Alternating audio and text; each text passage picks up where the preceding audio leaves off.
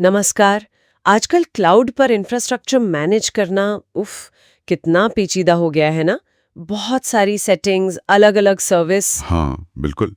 और चीज़ें तेज़ी से बदल भी रही हैं। इसी सब को थोड़ा आसान करने के लिए एक टूल है जिसके बारे में आज हम बात कर रहे हैं, टेराफॉर्म। टेराफॉर्म काफ़ी पॉपुलर है। हाँ, हमारे पास इसके बेसिक्स, ये कैसे काम करता है, इसके मेन पार्ट्स, इन सब पर कुछ नोट्स हैं। तो आज कोशिश करते हैं इन नोट्स से ज़रूरी बातें समझने की। ज़रूर, ज़रूर। तो एकदम शुरू से शुरू करते हैं। ये टेराफॉर्म आखिर है क्या? मतलब क्या करता है ये? हाँ, तो देखिए टेराफॉर्म आसान शब्दों में एक तरीका है इंफ्रास्ट्रक्चर को कोड के ज़रिए मैनेज करने का। इंफ्रास्ट्रक्चर मतलब? जैसे सर्वर, डेटाबेस। बिल्कुल। Server, database, networking, load balancers, जो भी क्लाउड में आप बनाते हैं। और अच्छी बात यह है कि ये सिर्फ एक क्लाउड प्रोवाइडर तक सीमित नहीं है। अच्छा। हाँ, मतलब AWS, एज़्योर, गूगल क्लाउड, यहाँ तक कि अपने लोकल सिस्टम पर भी इसे यूज़ कर सकते हैं। कोड से इंफ्रास्ट्रक्चर बनाना, ये थोड़ा अलग है। इसे इंफ्रास्ट्रक्चर एज कोड या IAC कहते हैं शायद। हाँ, बिल्कुल सही। IAC, यही इसकी सबसे बड़ी खासियत है, कह सकते हैं। लेकिन मैनुअल कंसोल से क्लिक करके बनाने के बजाय कोड क्यों लिखें? फायदा क्या है? देखिए, मैनुअल काम में गलतियां हो सकती हैं। उसे बार बार करना मुश्किल है और ट्रैक रखना भी। कोड लिखने से क्या होता है, सब कुछ साफ रहता है। अच्छा। आप उसे गिट जैसे वर्जन कंट्रोल में रख सकते हैं, तो पता रहता है कि कब क्या बदला। उसी कोड से आप सेटअप दोबारा बना सकते हैं, बिल्कुल वैसा ही, और सब ऑटोमेट हो जाता है। एक तरह से ये ब्लूप्रिंट है आपके सेटअप का। और मैंने सुना है इसकी भाषा भी थोड़ी अलग है, डिक्लेरेटिव है। इसका क्या मतलब हुआ? हाँ, ये HCL मतलब हैशीकॉर्प कॉन्फ़िगरेशन लैंग्वेज यूज करता है।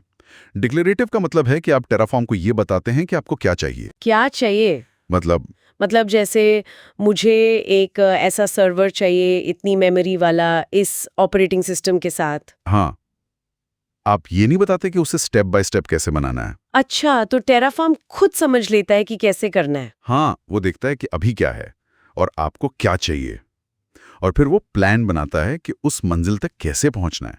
आपको बस एंड स्टेट बताना है। ये तो काफी स्मार्ट है। तो ये सब करने के लिए इसके अंदर क्या-क्या चीजें होती हैं? मतलब मेन कंपोनेंट्स। हाँ, कुछ जरूरी चीजें। सबसे पहले हैं प्रोवाइडर्स।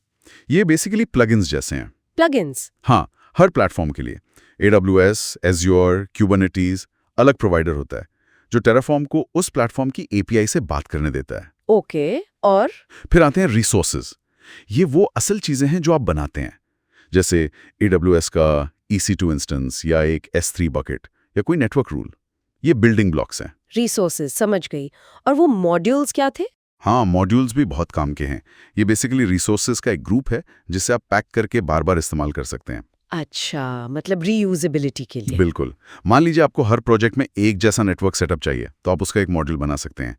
इससे कोड क्लीन रहता है, दोहराना नहीं पड़ता। ठीक है। और वेरिएबल्स और आउटपुट्स? वेरिएबल से आप अपने कोड को कस्टमाइज कर सकते हैं बिना कोड बदले, जैसे रीजन बदलना हो या सर्वर का साइज। और आउटपुट से आप बनी हुई चीज़ों की जानकारी बाहर निकाल सकते हैं, जैसे सर्वर का IP एड्रेस। अच्छा। और एक स्टेट फाइल का भी जिक्र था, terraform.tf स्टेट। ये क्यों इतनी जरूरी है? हाँ, ये स्टेट फाइल बहुत ज़्यादा ज़रूरी है। टेराफॉर्म इसी फाइल में हिसाब रखता है कि उसने आपके कोड के हिसाब से असल में क्या क्या बना रखा है और उसकी क्या स्थिति है। ओह, तो ये कोड और रियल वर्ल्ड के बीच का कनेक्शन है। बिल्कुल। अगर ये फाइल खो गई या गड़बड़ हो गई, तो टेराफॉर्म को पता ही नहीं चलेगा कि उसने क्या मैनेज किया था। सब गड़बड़ हो सकता है। ये टेराफॉर्म की मेमोरी है, समझिए। बाप रे, ये तो सच में जरूरी है। तो अगर मुझे टेराफॉर्म यूज करना है तो नॉर्मल वर्कफ्लो कैसा होता है? काफ़ी सीधा है। पहले आप अपना कोड लिखते हैं HCL में। ठीक है, कोड लिखा, राइट। फिर कमांड लाइन में टेराफॉर्म इनिट चलाते हैं। इससे ज़रूरी प्रोवाइडर्स डाउनलोड हो जाते हैं। Init, okay. फिर टेराफॉर्म प्लान। ये कमांड दिखाता है कि टेराफॉर्म आपके कोड के हिसाब से क्या क्या बदलाव करने वाला है। ये एक तरह से ड्राई रन है, कुछ बदलता नहीं है। अच्छा, ये देख सकते हैं कि क्या होने वाला है। फिर हाँ। अगर प्लान सही लगता है, तो आप टेराफॉर्म अप्लाई चलाते हैं और टेराफॉर्म वो सारे बदलाव कर देता है। अप्लाई, और बन गया इंफ्रास्ट्रक्चर। और अगर हटाना हो तो? उसके लिए टेराफॉर्म डिस्ट्रॉय कमांड है। वो सब हटा देगा जो उस कॉन्फ़िगरेशन से बना था। Init, plan, apply, destroy. ठीक है।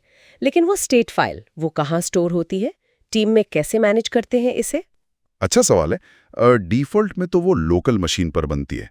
अकेले काम करने के लिए ठीक है, पर टीम में हाँ, टीम में तो दिक्कत होगी। दिक्कत होगी। मान लीजिए 2 लोग एक साथ अप्लाई चला दें।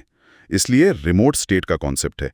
आप स्टेट फाइल को किसी शेयर्ड जगह पर रखते हैं, जैसे AWS S3 या Azure ब्लॉब स्टोरेज या फिर टेराफॉर्म क्लाउड पर। टेराफॉर्म क्लाउड, ये क्या है?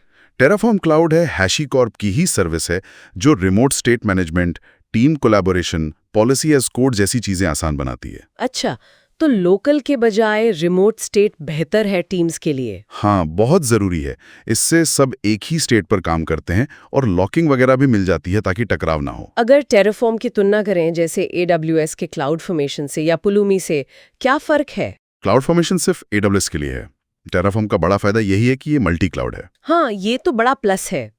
और पुलुमी? पुलुमी भी मल्टी क्लाउड है, लेकिन वो पाइथन, जावास्क्रिप्ट जैसी जनरल पर्पस प्रोग्रामिंग भाषाएं यूज करता है। टेराफॉर्म का अपना HCL है। कुछ लोगों को HCL आसान लगता है, कुछ को शायद पाइथन जैसा कुछ ज्यादा पसंद आए। तो ये अपनी अपनी पसंद पर भी है थोड़ा। हाँ, कह सकते हैं। तो फायदे तो साफ दिख रहे हैं, मल्टी क्लाउड, ऑटोमेशन, कोड में सब कुछ, लेकिन कुछ मुश्किलें या चुनौतियां भी होंगी। बिल्कुल होती हैं। HCL सीखना पड़ता है अगर आप पहले से नहीं जानते। स्टेट फाइल का मैनेजमेंट खासकर बड़ी टीमों में ध्यान से करना पड़ता है। हाँ, वो स्टेट फाइल वाली बात। और कभी-कभी क्लाउड प्रोवाइडर्स अपनी API बदलते हैं, तो हो सकता है आपको टेराफॉर्म प्रोवाइडर अपडेट करना पड़े या कोड में थोड़ा बदलाव करना पड़े। पर ये तो IAC के साथ होता ही है। बात तो सही है। वो इन चुनौतियों से कहीं ज्यादा है मेरे ख्याल से। बिल्कुल। तो संक्षेप में कहें तो टेराफॉर्म एक बहुत पावरफुल तरीका है इंफ्रास्ट्रक्चर को कोड से साधने का। ये ऑटोमेशन और कंसिस्टेंसी लाता है, जो आज के कॉम्प्लेक्स क्लाउड एनवायरनमेंट में बहुत जरूरी है। एकदम सही कहा। और एक चीज जो आगे सोचने वाली है, हाँ।